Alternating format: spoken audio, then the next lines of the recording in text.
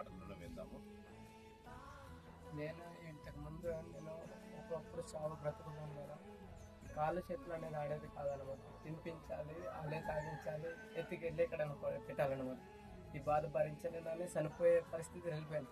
ఇంకా చనిపోతాను అనుకున్నాను. ఇంకా చనిపోతానో వద్దు, నాకెవరు ఇంకా సేవ చేయగానే మా ఆవిడ ఉండింది.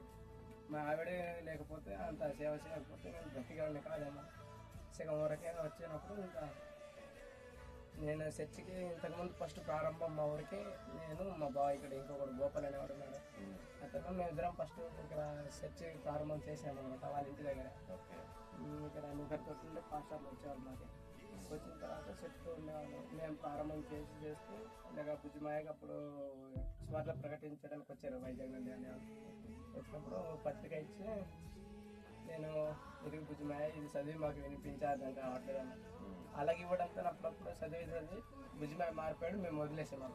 అప్పుడు వదిలేసిన తర్వాత ఇంకా ఏమైంది, మేము అప్పటి నుండి చర్చికి రావడం పోవడము అలాగైతే ఇంకా వదిలేసి లోకంలో కలిసిపోయింది బాగానే. అప్పుడు తాగేవాడికి బానిస అయిపోయాను. ఇంకా అలాగే ఉండిపోయి కంపెనీలో తిరుగుతూ ఇలాగే ఉండిపోయేవాడిని. ఇంకా మ్యారేజ్ అయిపోయింది కానీ తిరుగుతూ ఉండేవాడిని. తిరుగుతూ ఉండడంతో ఇంకా కష్టానికి ఇంకా డిసెంబర్ 25వ తారీఖున నాకు ఫోన్ చేస్తున్నాం అనమాట. అప్పుడు పడుకున్నవాడిని. ఇంకా ఇప్పుడు జూన్ నెలలో జూన్ కదా ఏప్రిల్ నా బర్త్డే అనమాట. కరెక్ట్గా నా బర్త్డే టైంలోనే నేను కొంచెం లేవడం జరిగింది. ఆ రోజు కూడా నాకే డాక్టర్ ఇప్పుడు డాక్టర్లు ఏది కొడుతున్నవద్దు ఇది అది చెప్పారు. అన్నయ్య వాళ్ళకి వెంటనే నేను చనిపోతాను బుజ్జిమాయ రండి నాకు చూసేసిన వెళ్ళండి కనీసం అని చెప్పాను. కనీసం అని చెప్తే అప్పుడు వెంటనే వచ్చి నా దగ్గర కూర్చొని ప్రార్థన చేస్తే బయటకు తీసుకెళ్ళడం జరిగింది. ఎందుకంటే తడుస్తుంటే ఏడుపు వచ్చేస్తుంది సార్ నాకు. నిజంగా చనిపోవాల్సిన లక్ష్మణ్ మరి దేవునిలో వాడబడుతూ ఇప్పుడు ఎందుకంటే ఇది గట్టిగా పట్టుకుని ఏడవాలి అనిపిస్తుంది సార్ నాకు. ఎందుకంటే ఇప్పుడు నాకు చూసి కూడా మా అమ్మ వాళ్ళు మారట్లేదు. అంతపాటు ఈ ఊరు వాళ్ళు కూడా ఎవరు అంటే నీకు రోగం వచ్చింది అంతా వాసిపోయేవా? కాళ్ళు చేతులు అంతా వాసిపోయేది. అసలు ఇంకా నీకు లెగడానికి అవ్వకపోతుండే, ఇంకెక్కడికి వెళ్ళేవాడిని కాదు, తినేవాడిని కూడా కాదు. ఇంకా అంతా కూడా బెడ్ మీదనే ఎక్కడైనా దిప్పితే దిగేవాడిని లేపుతలేదు.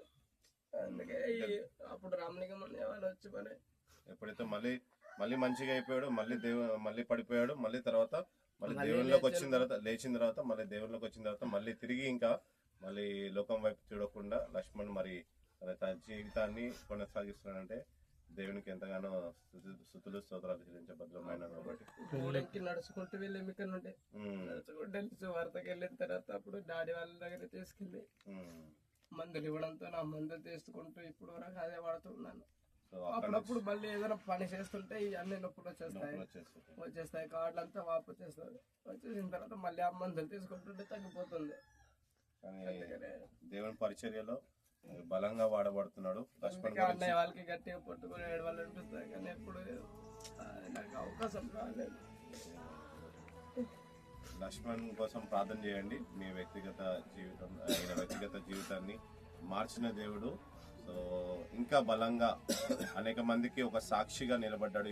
ఈ జూరేవుల అనే ప్రాంతంలో, అడవి ప్రాంతంలో, మరి ఇది అంతా అడవే. ఇక్కడ వాళ్ళ జీవన విధానము అంతా కూడా వీళ్ళు ఇక్కడ పండించుకొని తినడం తప్ప ఇంకేం పని చేసుకునే ఏముండదు. వీళ్ళ కోసం వీళ్ళ కుటుంబం వీళ్ళ కుటుంబము మారాలి. కుటుంబం అంతా కూడా దేవుని సేవలో ఉండాలనేదే లక్ష్మణ్ ఒక కోరిక. కాబట్టి అందరూ మీ వ్యక్తిగత ప్రార్థన బయట వాళ్ళకి మార్చుకున్నానంటే అందరితో చెప్పడానికి ఒక మాట ఉంటుందని ఉద్దేశంతో నేను ఎవరికి ఇప్పుడు చెప్పలేకపోతున్నాను. Very good. అంటే వాళ్ళకి ఫస్ట్ ఆఫ్ ఆల్ మారిస్తే నాకు చూసి అందరు మారుతారన్న ఉద్దేశం ఉంది నాకు ఈ ఊరు వాళ్ళతోనే కూడా.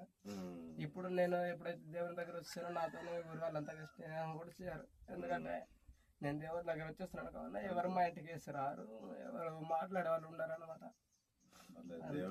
దేవుడు నీ జీవితాన్ని దేవుడు మార్చాడు. సో నీ కుటుంబాన్ని కూడా మారుస్తాడు.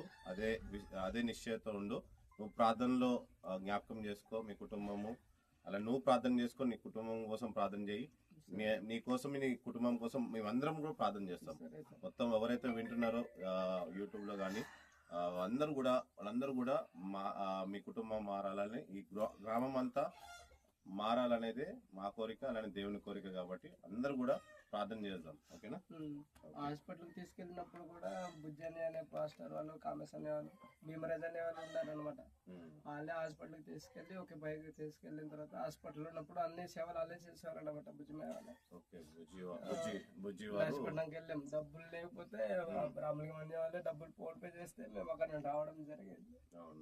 డబ్బులు కూడా లేని పరిస్థితి అయిపోయింది. రామలింగ రాజన్న ప్లస్ బుజ్జి గారు వీళ్ళందరూ కూడా సహకరించి మంది చేయడంతోనే ఇప్పుడు ఈ పరిస్థితిలో ఉన్నాను. వాళ్ళందరూ సహకరించడంతో ఈ లక్ష్మణ్ మరి ఈ స్థితిలో చూస్తున్నామంటే దేవుని కోరిక ఆయన జీవితంలో ఉంది కాబట్టి, ఆయన ప్రణాళిక ఈయన జీవితంలో నెరవేరాలి కాబట్టి, సో లక్ష్మణ్ దేవుని ఎలా అయితే వెంబడిస్తున్నాడో, సో తన కుటుంబం కానీ తన గ్రామస్తులు కానీ అందరూ కూడా వెంబడించాలనేది దేవుని కోరిక. కాబట్టి థ్యాంక్ యూ, అందరికీ వందనాలు.